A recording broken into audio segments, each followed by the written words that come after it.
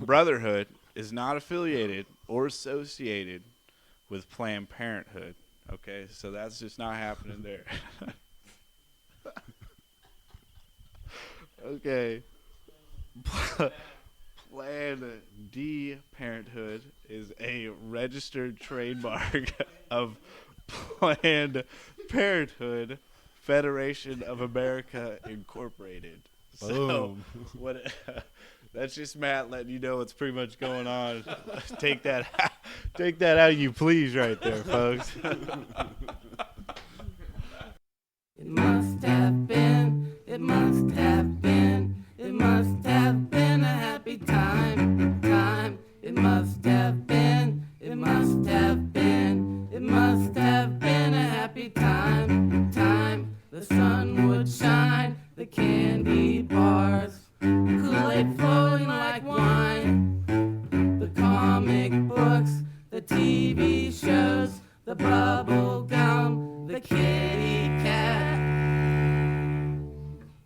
Been wearing a lot of found clothing lately that just came out of the wash. You think it's worth wearing? You found it in the wash? No. I'm saying I found it and I put it in the wash before I wore it. Yeah, I like it. I've got one like it with the little balls on top. Yeah. Except mine also has the straps to tie it underneath your chin. Yeah, don't tie it, though. I had one of those, and I liked it, but everybody said I looked like a child, and I was trying to look like a child. And I resented it, and then I lost the hat. They said you were trying to look like a child, or you were trying to look like a child? I was trying. No, they were saying I was trying. In order to attract other children? Yeah. Okay. Into your van? Yeah. I live across from a high school, as a reminder. Yeah. No, but some of my favorite clothes. This shirt I'm wearing right now. My newest addition to the wardrobe. Found it in Margaret's condo. Just sitting out there. So I took it, and I like it. What do you think? Yeah, I like it. It's fine. Yeah. I didn't pay anything for it. That's the key. Yeah, free shirt. One time I found a T-shirt. We were hailing a cab several years ago, and there was a T-shirt. People say I found it in the gutter, but that's unreasonable. How would I get it out? I remember it was this story. like laying on the gutter grate. Yeah. And I took it and put it on that night because I was drunk. But eventually I washed it, and it's still in my rotation. And it's got French wording across it, and I never bothered to figure it out. I just kind of thought it was cool looking. And then Sam, who's fluent in French, told me that it's something about seize death or bring the death or something. So I think it's like some kind of hardcore French band shirt. Or maybe it's cursed, and that's why the guy threw it off into the gutter. And they're like, somebody else has to take it for the curse to be lifted off you. It's kind of like that movie Beastly, I think. Yeah, I've had it for 2 years, and my life has been getting worse and worse in that 2 years. It's a very gradual curse, I think. Dude, I don't know about that because Kelly moved into your place, and it's pretty great here now.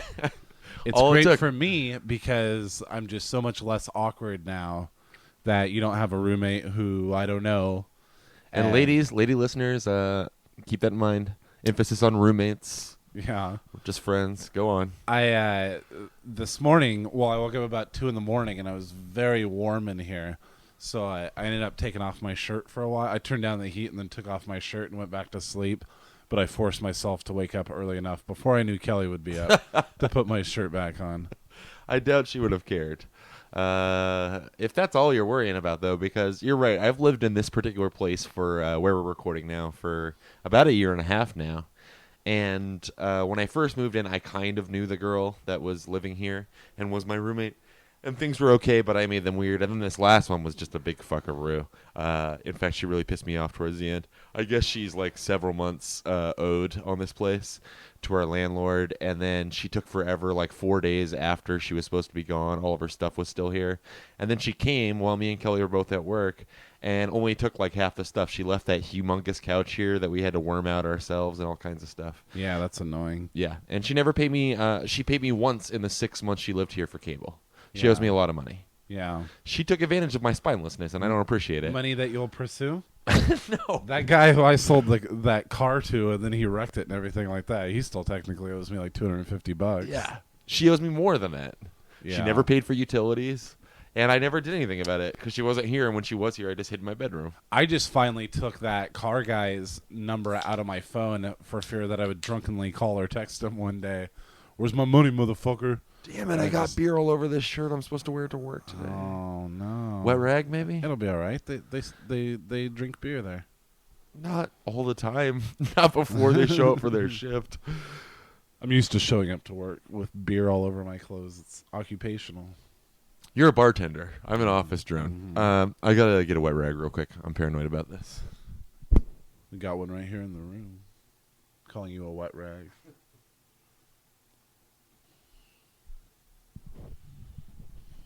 I fixed it. Now it just looks like my nipple's leaking when I get there.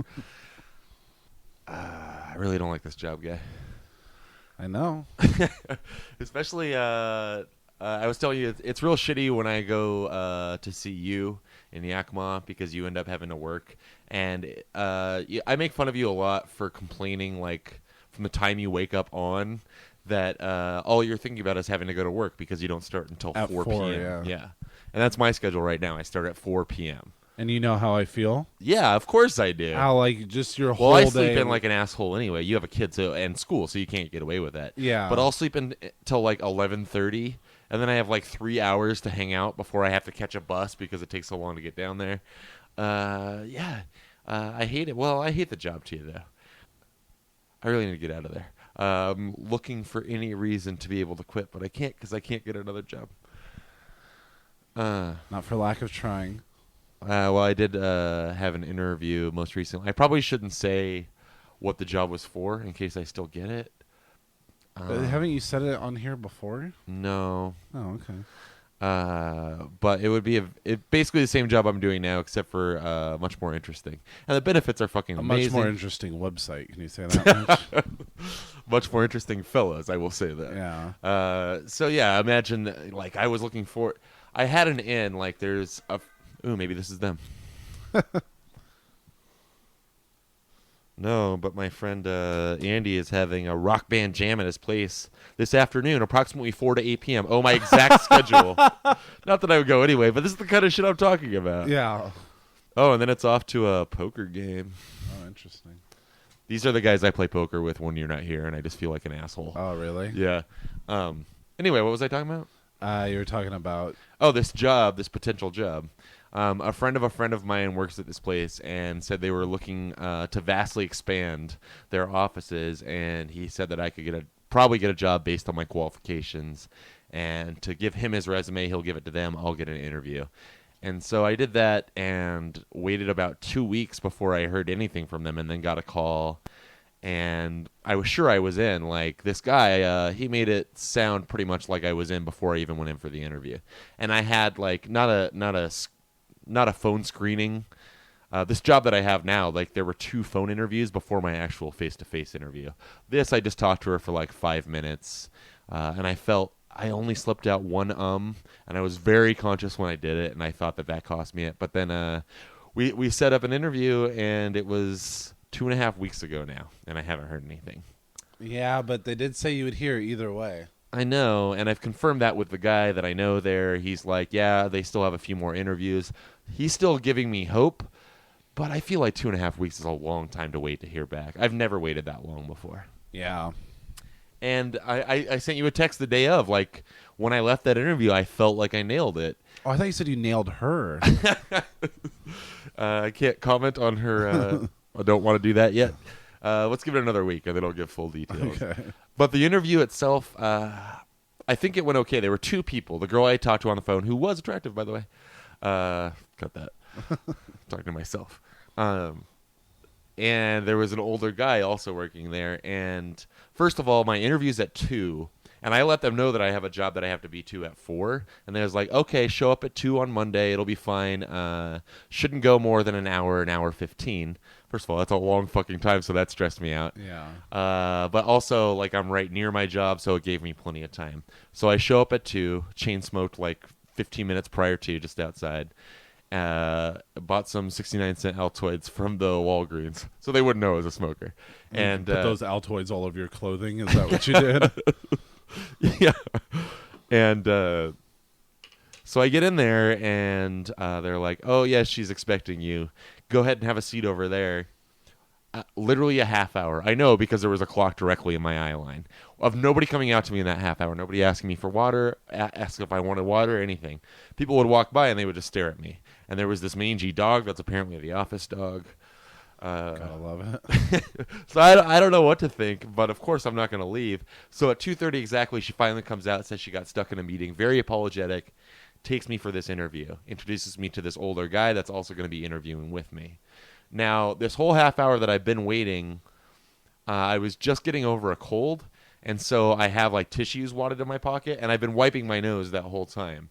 But I think as I'm walking towards the interview room that I can't have like tissue and constantly be wiping my nose. Either they'll think I'm a coke addict, or why did he come in here when he was sick? Yeah.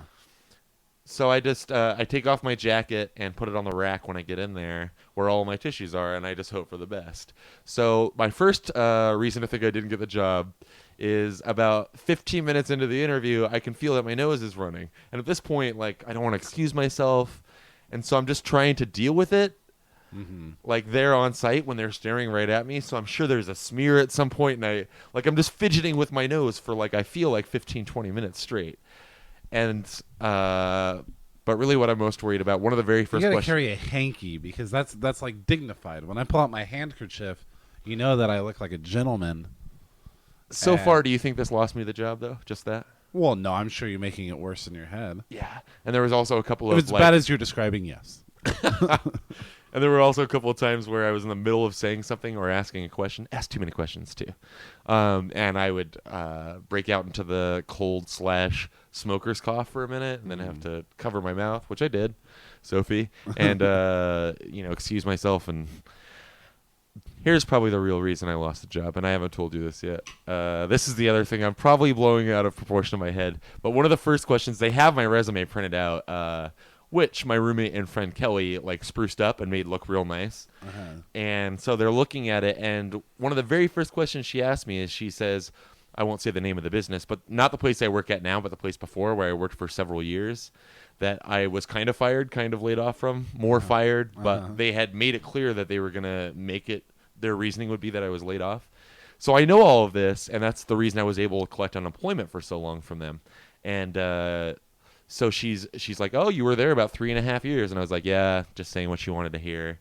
And she asked me, why did you leave the job? Or why don't you work there anymore? And for some reason, like, speed bump. Like, I didn't know what to say. I just went into panic mode. And so rather than say I got laid off, which would have been the best explanation, I said family issues. What? Why? I don't know. What? I don't know. You are addicted to lying. I don't know. I panicked.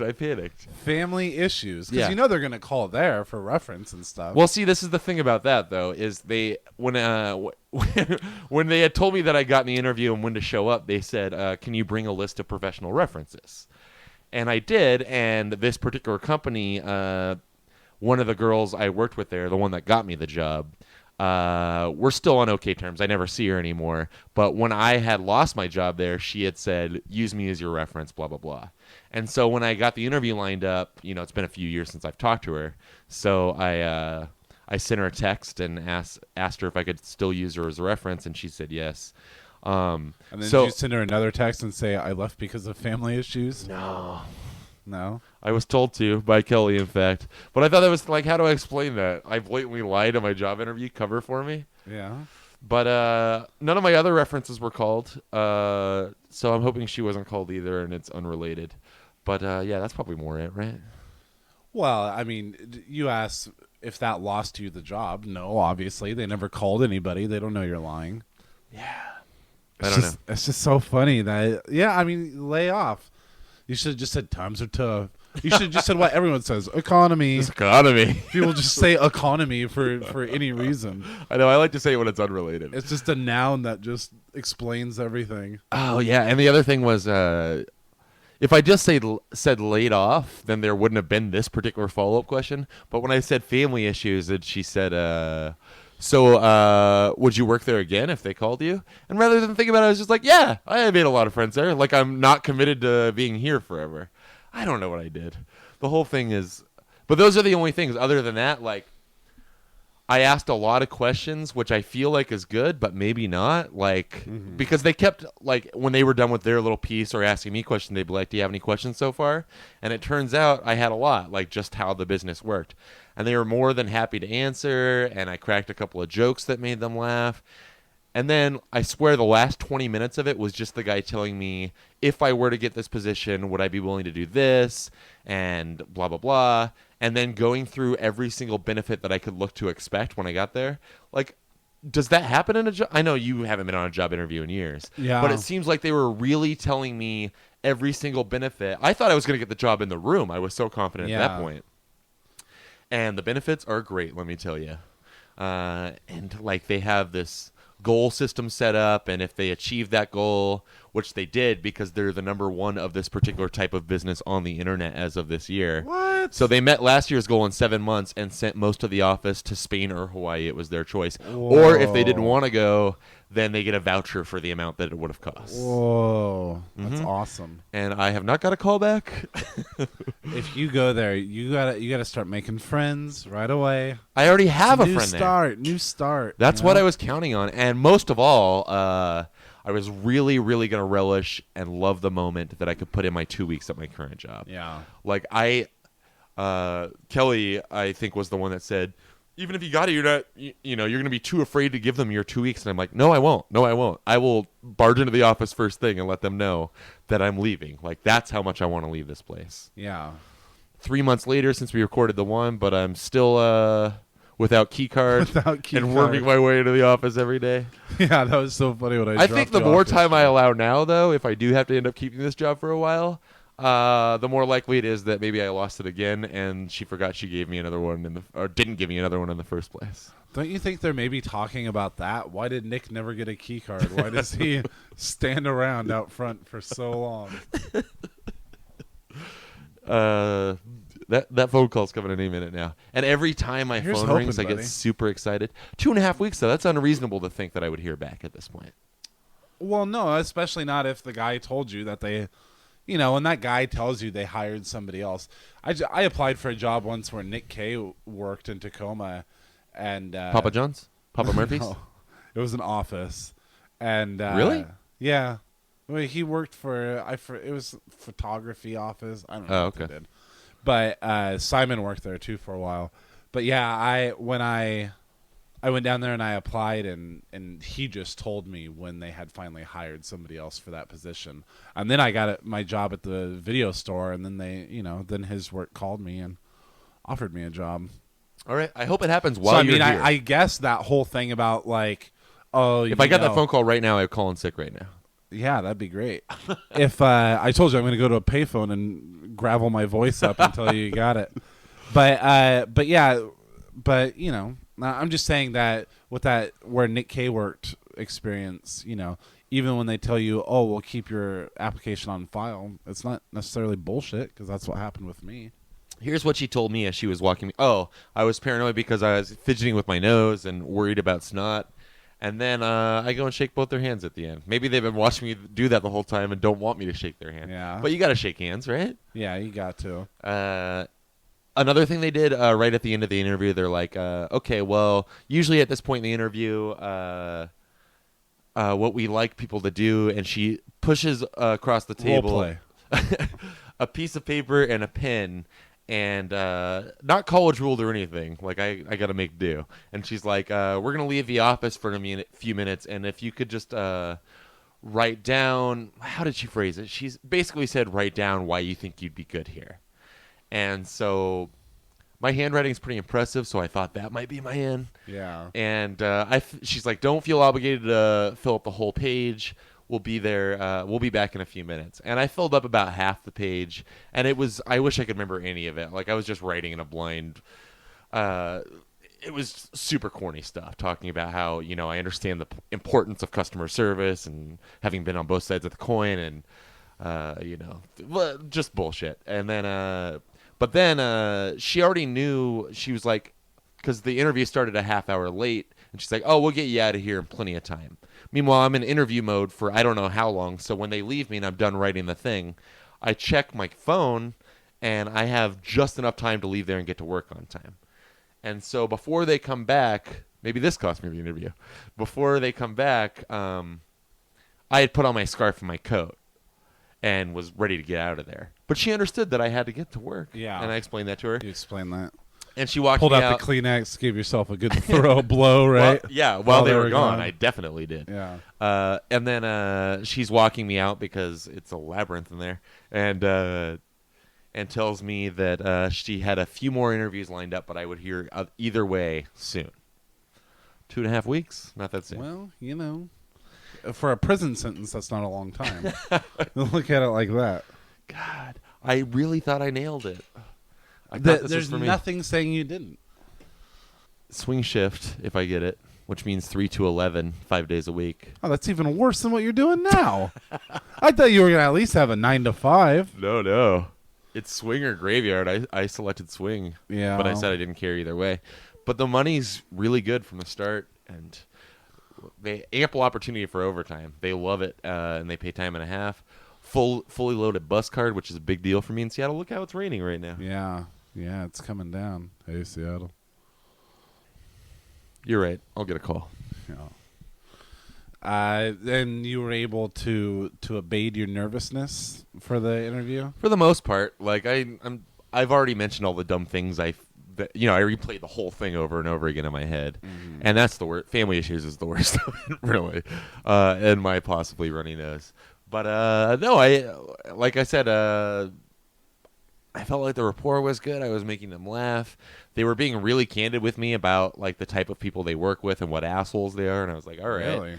And they show me the area that I would be working in, and everybody's dressed like I am right now, and they were talking about that you're bound to be frustrated on the phone or via chat every now and then, but like you said, because I had said, I pulled out the 3 C's, calm, cool, collective, in those situations. I always do. The 3 C's has got me jobs in the past. You say literally the 3 C's? No, I just say calm, cool, collective. They know it's referred to as the okay. 3 C's. Okay.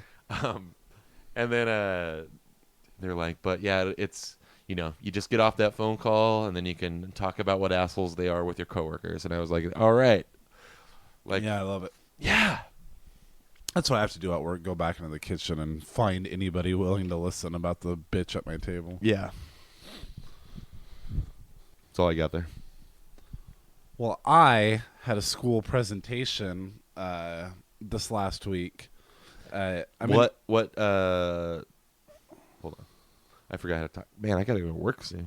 Yeah. I got to sober up. We got to leave at 3:20.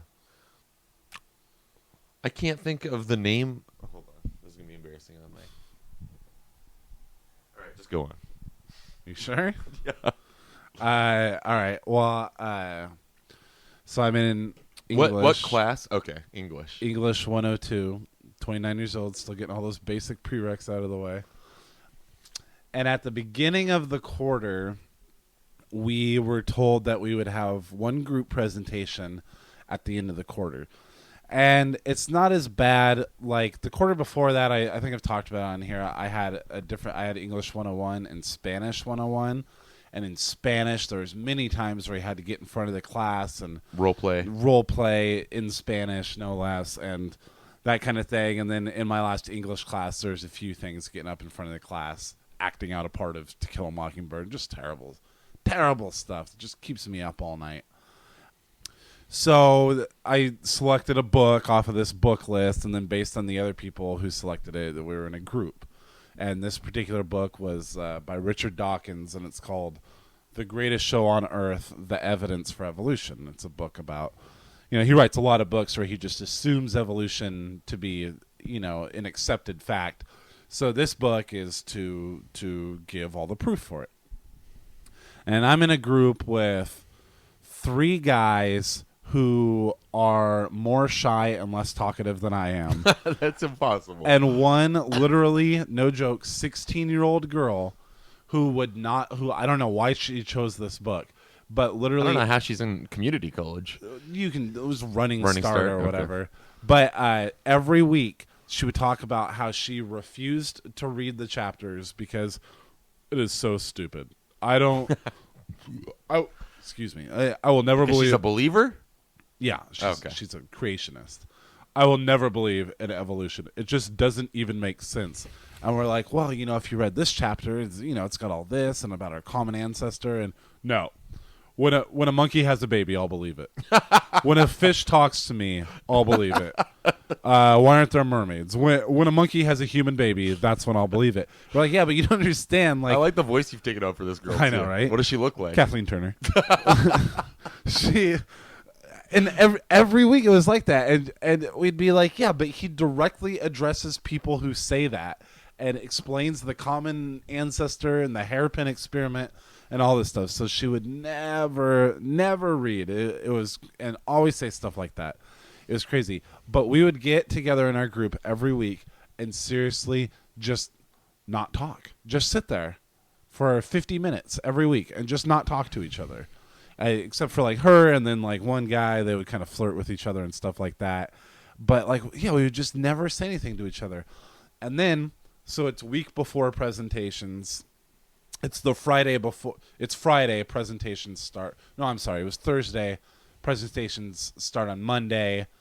They go Monday through Friday. Each group goes up one day. There's 5 groups. Got all that? Good. Mm-hmm. And so he's going around. And he's got a hat. One of the kids loans his hat. And he's going around and people are drawing days out of the hat to find out which day they go up. Oh, boy. By the time it got to us, we were the second to last group to choose our day. And the 2 days that were left are Monday and Friday. So the first one and the last one. And so I tell the kid next to me, this guy, Matt, I'm like, hey, you choose it out of there. And he's going to reach for the slip of paper. And just then I notice it's one of those trucker caps with the netting in the back.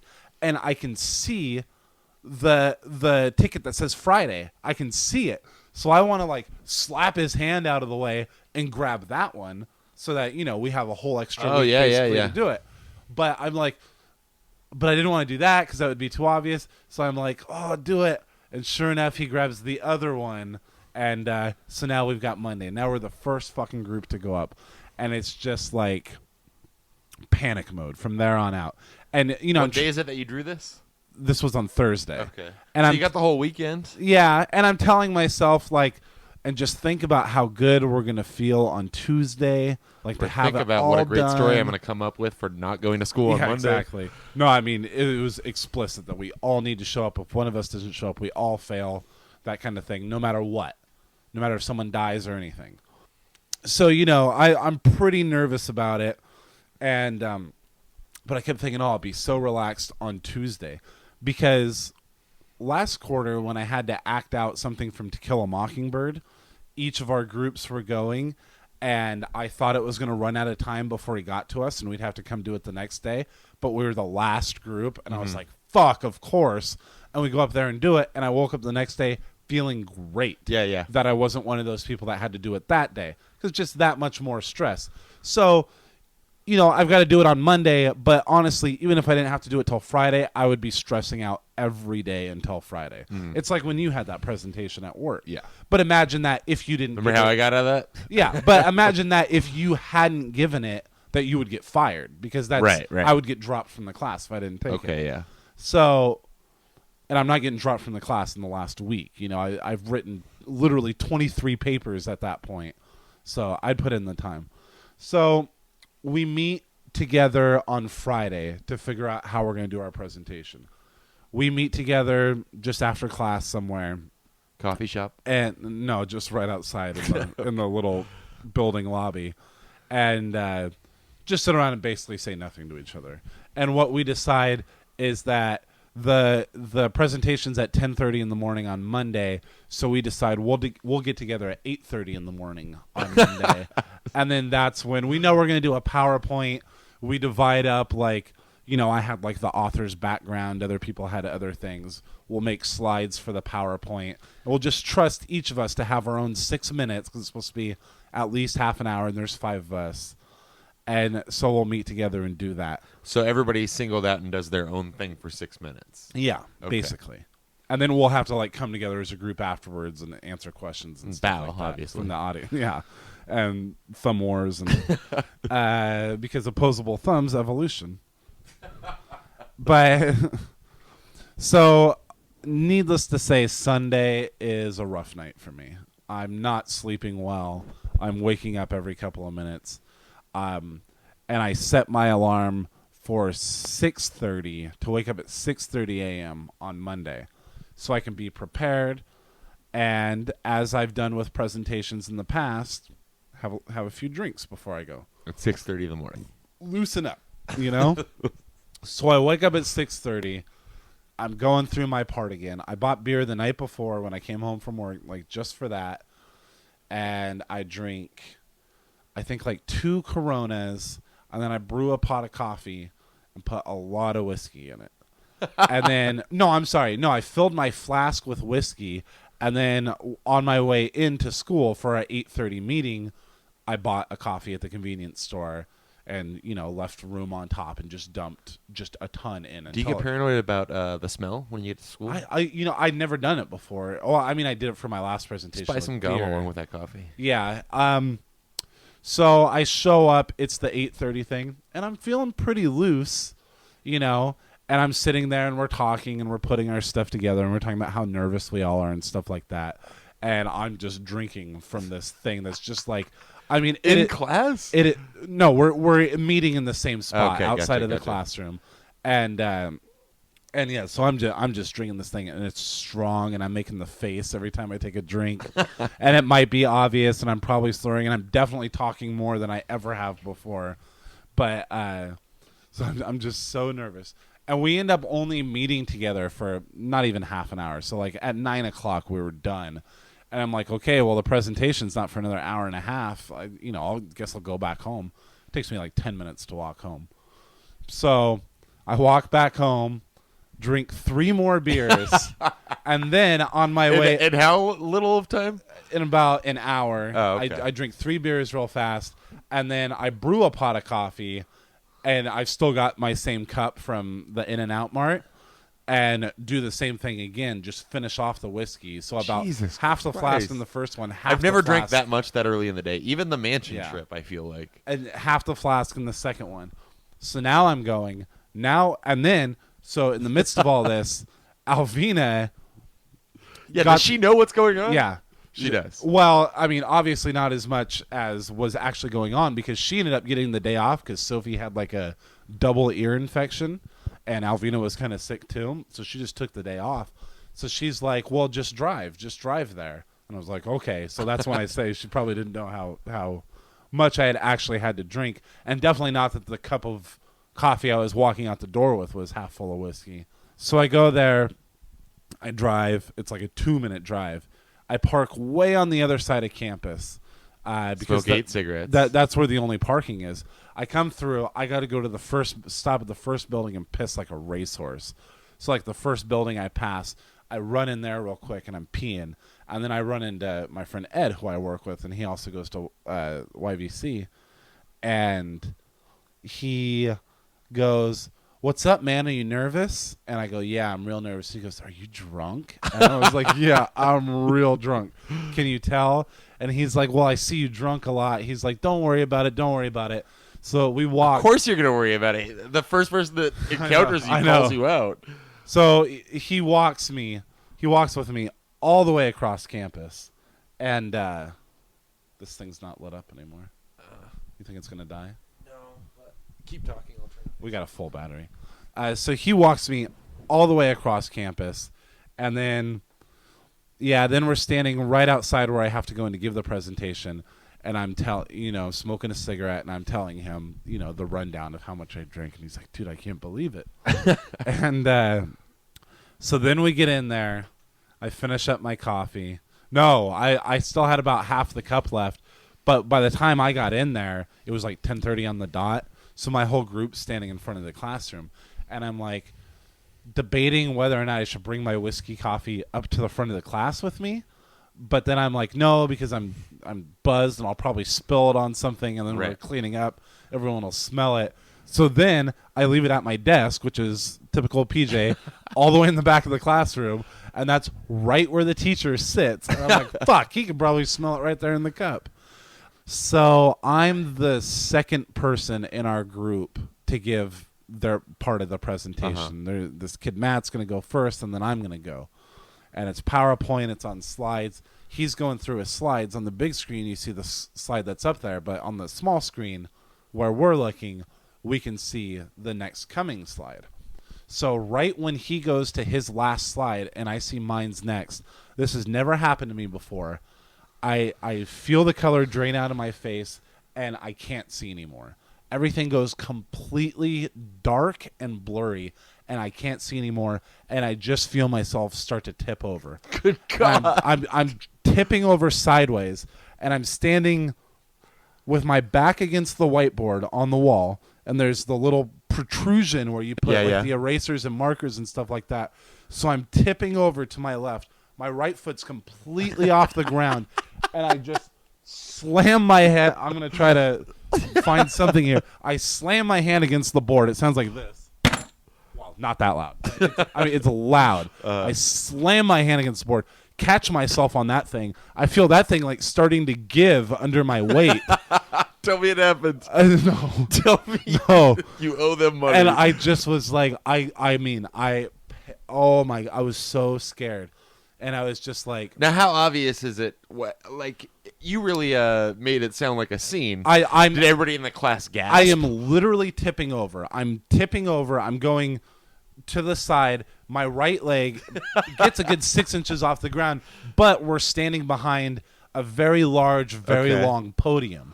So nobody sees me grab the thing. They hear it and maybe see my shoulder move a little, but the kids in my group saw. The kids in my group saw and gave me a look.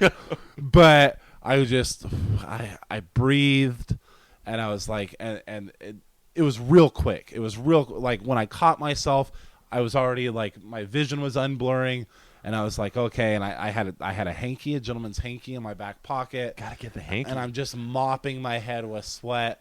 And then it's my turn to go up there, and I do it. My voice is shaking. I've got everything I'm going to say written out on a piece of paper, but I'm everything to the word. Yeah. But I'm trying not to depend on it. So I practiced it so many times. So, I'm looking up and I am making eye contact with the class. I'm like, my voice is already shaking, so I don't want to be glued to the paper and be like that. Like, I'll at least try to look up and appear normal. But every time I would look up, like, I would completely lose my space. I had prepared 2 jokes to put into it, just kind of quick, funny little jokes. Ended up using 3. One was an ad lib. Got laughs on 0 of them, on none of them. I was hoping at least the ad lib. Oh my God. Oh my God. And I can't remember what they were. I really can't, nor would I want to. But it was sort of evolution humor, I guess. But yeah, then my part was done. And just when my part was done, and I'm still standing up there, I am like, thank God we went on Monday. Thank God it's already over. I don't have to worry about shit for the rest. All I have to do. You get more drunk? No, I went home and went to bed. But all I had to do for the rest of the week was just sit there and watch other people go up. And then at the end of the presentation, when people are asking questions and stuff like that, I was volunteering answers and I was talking, because they were asking. There's nothing greater than when people ask an intelligent question that you have researched and know the answer to. Like, it's great. So from that point of view, and it made me think, hey, if I ever end up teaching, like, I might actually enjoy it, because the conversation of, like, answering the questions and stuff was great. And then the teacher said we did exemplary, and that everyone else should take note of us for the rest of the presentations. And after every single presentation, Tuesday through Friday, he said, still not as good as the first group, but good job. Way to pull the wool over that guy's eyes. Yeah, and when he was like, I think you guys did exemplary, and the girl in our group was standing next to me, and she goes, oh, thank God.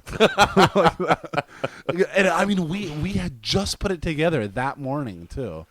But, like, I don't know. We stuck to the facts. Maybe it's because we were each so individualistic that, like, we didn't have the group mentality to steer us off course. You didn't write a bad sketch.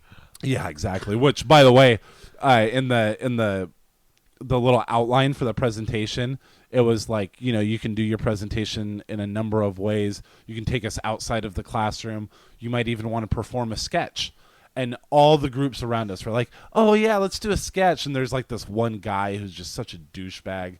And his book was about the Mayflower. And he's like, oh, I'll wear a bonnet. I'm going to dress up like a pilgrim woman. It's going to be hilarious. No, everybody did. Everyone just quit talking shit and just did the straightforward PowerPoint. And not as well as we did it either. Well, good job, buddy. Thank you. It's very hard. And, I keep telling you should go back to school. Even though it's embarrassing being an old guy there. Especially when you're in a group with a 16-year-old girl. And especially when I'm older than you. Yeah. But there are always people older in every class. I'm never the oldest. And we have young faces. We have young enough faces. We probably pass for like 25 or something like that. And money, student loans, financial aid, stuff like that. You won't have to worry about money anymore. For a while. But the one thing I can guarantee you is that you have to give presentations. And my whole class picking thing is always weighing the odds. I'm like a sports book, I'm like a bookie, like just weighing the odds of I probably talking to people, reading reviews of the class online, find the ones with the least amount of presentations, but that's all you're going to get. At no quarter can you do a class where you're not going to have to do at least one presentation. I know. And it's bad. I mean, it's it's nerve wracking, and I know it would be for you too. Some people, they don't give a fuck. They just fly up there. They don't give a shit. And when it's over, it's fine because you do go, okay. Now no one else is sitting around thinking about my joke that failed anymore or anything like that. And I honestly don't think that any person in that class remembers that happening anymore. But the days leading up to it are just so hard. They're so hard. I know exactly what you're talking about. I hate Saturdays because Monday's around the corner currently. Yeah. I mean, that's where I'm at. I hate to pull a Jimmy Pardo, but I got to use the restroom and go to work. Sounds good. Sorry, buddy. No. This is the problem with we should just waited till tonight, but then we would have put it off. But it's like the presentation. How great is it to know that we've already got him done? We've got as miserable as it was sitting down. We've already got it done. Fight.